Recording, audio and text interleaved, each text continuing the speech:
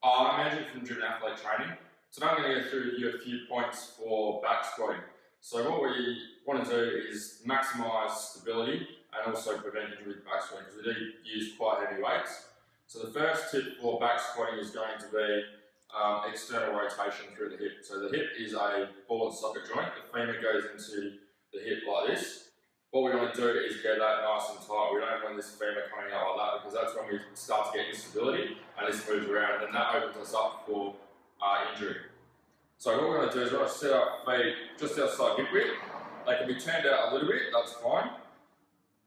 Then what we want to do is we want to actually externally rotate our legs so our legs turn out. But notice my feet still stay in the same spot. So my quads are straight at the moment. And then we externally rotate out. So we're trying to split the floor but without moving our feet. So what this does is allows our knees to track nicely over our toes. When we have our knees tracking out nice and wide, it allows us to maximise our glute activation. So we're going to be using our bum to generate power when we're squatting as well as using our quads and hamstrings.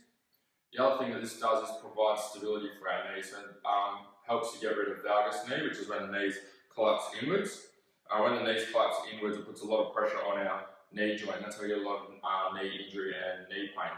Our ankles also collapsing.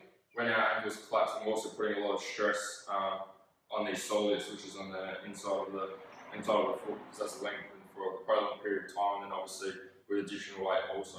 When you're back squatting, you want to make sure that you have a nice tight back. A common problem is people squatting, pulling the bar out of the back, but they pull the bar out with a rounded back.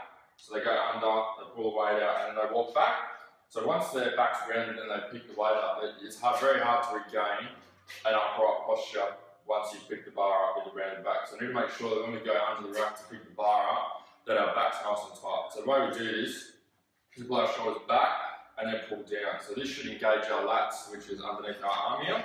So you should be able to feel that that's nice and tight. If that's not nice and tight, then your shoulders and back won't engage enough, so you need to pull back further and pull down harder to make sure it's nice and tight. To start off with, you can start back squatting with your hands a little bit closer. That will help you to engage your back, but as you progress and learn to activate your lats without having to use your hand placement, you can actually put your hands out wider and then still squat with a tight back, like many powerlifters do. So I'll do a couple for you.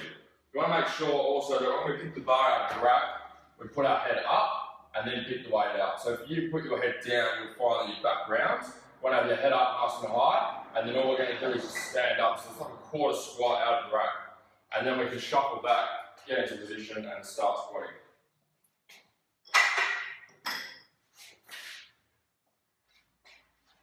I hope these tips are helpful. If you have any questions at all, feel free to send them through. Thanks.